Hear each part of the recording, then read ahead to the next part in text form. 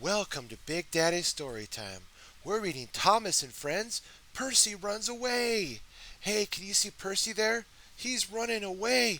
Would you like to read a story about Percy runs away? You would? Okay, let's get started. Henry, Gordon, and James were shut in the shed for several days. At last, Sir Topham Hatt opened the shed. I hope you are sorry, he said sternly, and understand you are not so important after all. Thomas, Edward, and Percy have worked the line very nicely. They need a change, and I will let you out if you promise to be good. Yes, sir, and said the three engines. We will. That's right, but please remember that this no shunting nonsense must stop. He told Edward, Thomas, and Percy that they could go and play on the branch line for a few days. They ran off happily and found Annie and Clarabelle at the junction. The two coaches were pleased to see Thomas again, and he took them for a run at once.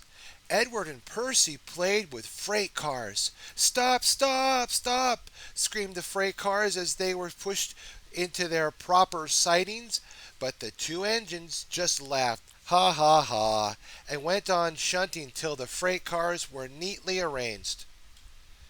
Next, Edward took some empty freight cars to the quarry, and Percy was left alone.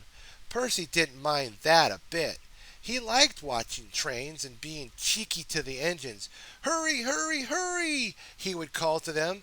Gordon, Henry, and James got very cross. After a while, he took some freight cars over the main line and onto another siding. When they were nice and neat, he ran onto the main line again and waited for the signal man to set the points so that he could cross back to the yard. Can you see Percy there? Oh, he's doing nicely. Look at him, he's smiling, and all the people are waiting to board the cars. Edward had warned Percy, be careful on the main line. Whistle to tell the signalman you are there. But Percy didn't remember to whistle, and the signalman was so busy that he forgot about Percy. Bells rang in the signal box, ding dong, ding dong. The signalman answered, saying the line was clear and set the signals for the next train, ding dong.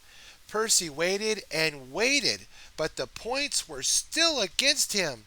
He looked along the main line. Rushing straight towards him was Gordon with the express. Beep, beep, beep, beep, beep, beep, beep, beep. Percy whistled in horror.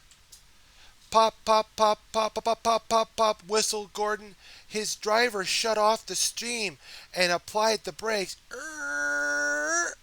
Percy's driver turned on full steam. Back, Percy, back! He urged. Both Percy's wheels could not turn quickly. Gordon was coming up so fast that it seemed he couldn't stop. With his eyes shut, Percy waited for the crash.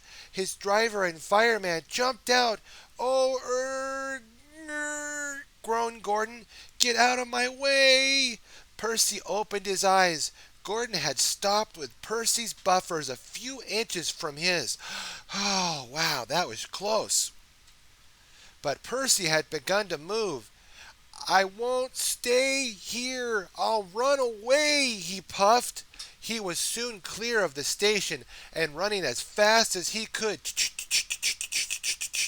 He went through Edward's station, whistling loudly, beep, beep, beep, beep, and was so frightened that he ran right up Gordon's hill without stopping.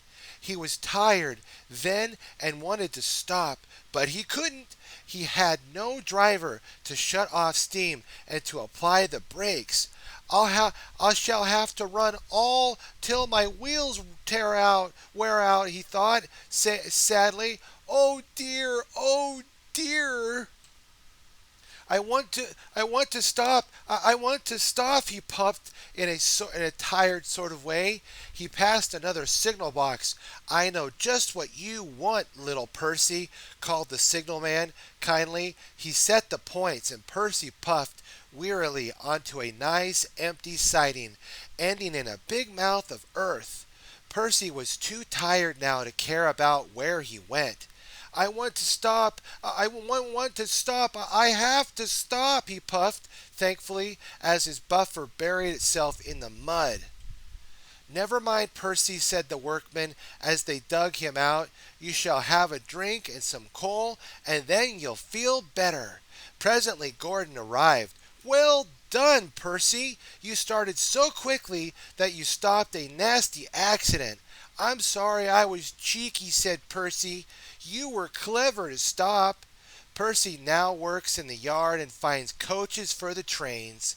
He is still cheeky because he is that sort of engine, but he is always most careful when he goes on the main line. What have we learned today, my friends? We learned from Percy that being good mannered is always the best way to be. Have a special day, my friends. Be sure to like, favorite, and subscribe. Stay tuned for more Big Daddy Storytime. God bless.